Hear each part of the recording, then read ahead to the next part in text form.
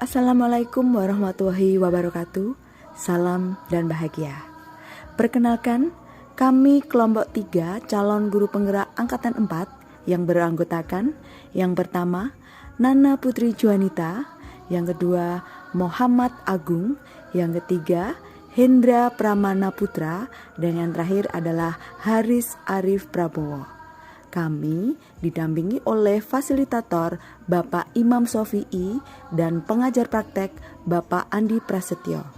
Dalam kesempatan kali ini, kami akan menjelaskan mengenai desain kerangka pembelajaran yang sesuai dengan pemikiran Bapak Ki Hajar Dewantara. Pertama, kami akan menyampaikan hal-hal positif berdasarkan pemikiran Bapak Ki Hajar Dewantara yang berkaitan dengan budaya yang ada di daerah kami. Yang pertama adalah sopan santun. Yang kedua, pembiasaan. Yang ketiga, berpihak pada anak. Kemudian yang keempat adalah menuntun. Yang kelima, kerjasama. Dan yang terakhir adalah bermain.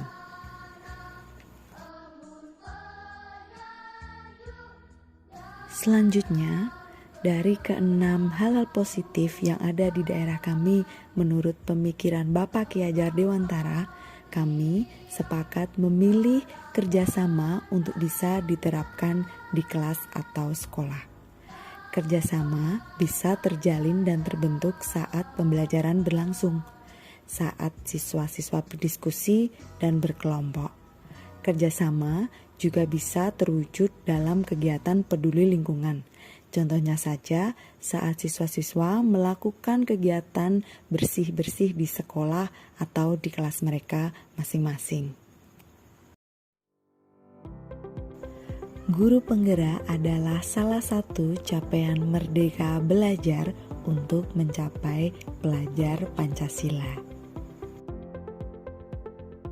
Kerangka filosofis merdeka belajar mengacu pada 7 profil Pancasila, yaitu beriman dan bertakwa kepada Tuhan Yang Maha Esa dan berakhlak mulia, kebinekaan global, gotong royong, mandiri, bernalar kritis, dan kreatif.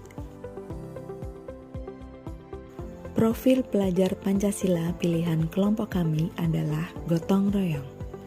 Gotong royong adalah suatu kegiatan yang dilakukan secara bersama-sama dan bersifat sukarela agar kegiatan yang dikerjakan dapat berjalan dengan lancar, mudah, dan ringan. Di kalangan masyarakat asli Kabupaten Pati, budaya gotong royong lebih dikenal dengan istilah sambatan atau rewang. Alasan kami memilih gotong royong adalah untuk menjaga kelestarian gotong royong itu sendiri sebagai bentuk kesinambungan budaya dan kearifan lokal daerah kami, yaitu kota kecil di daerah pesisir utara Pulau Jawa yang sederhana serta senang bekerja sama dan bergotong royong untuk mencapai tujuan bersama. Berikutnya kami akan membahas mengenai sumber daya dan potensi yang dimiliki oleh sekolah. Sarana dan prasarana. Sarana prasarana pembelajaran yang representatif. Kemudian tenaga pendidik yang berkompeten, berpikiran maju, dan terus mau belajar. Dukungan warga sekolah seperti Bapak Komite, Bapak Pimpinan, dan rekan sejawat. Peserta didik meliputi input peserta didik yang potensial secara kualitas dan kuantitas. Tujuan utama pelajar Indonesia merupakan pelajar sepanjang hayat yang memiliki kompetensi global dan berperilaku sesuai dengan nilai-nilai dari Pancasila. Kompetensi Pancasila yang kami sepakati adalah gotong royong. Pelajar Pancasila yang baik akan mampu bekerja sama dengan sukarela agar sebuah pekerjaan terasa lebih ringan untuk tujuan bersama. Gotong royong juga mempunyai elemen kunci seperti saat bekerja sama, pelajar Pancasila akan selalu merasa senang dan memberikan energi positif di setiap kegiatannya. Pelajar Pancasila juga selalu bersikap proaktif, tetapi tetap memperhatikan kondisi lingkungan sekitar. Yang terakhir, pelajar Pancasila mau berbagi, artinya mereka mau berbagi informasi, ilmu yang bermanfaat untuk kelompok dan lingkungan tentunya. Indikator pencapaian kompetensi yang ingin kami capai adalah anak mampu berkolaborasi dengan guru dan teman. Yang kedua, anak mampu bertanggung jawab menyelesaikan tugas secara mandiri maupun secara berkelompok. Yang ketiga, anak mampu menjalankan sesuai dengan peran dan tanggung jawabnya. Dan yang terakhir, anak memiliki kepedulian terhadap sesama dan lingkungan alam di sekitarnya. Bagian selanjutnya, kami akan menjelaskan mengenai elaborasi dan pelaksanaan konkret Merdeka Belajar sebagai upaya perwujudan profil pelajar Pancasila gotong royong. Yang pertama, pembelajaran yang berpusat pada peserta didik. Yang kedua, mengembangkan forum diskusi dalam pembelajaran. Dan yang ketiga, hasil pembelajaran berupa produk atau proyek. Dan yang terakhir, pengadaan regu piket di kelas masing-masing. Jadi, bagaimana usaha untuk mencapai profil pelajar Pancasila gotong royong dari kelompok kami?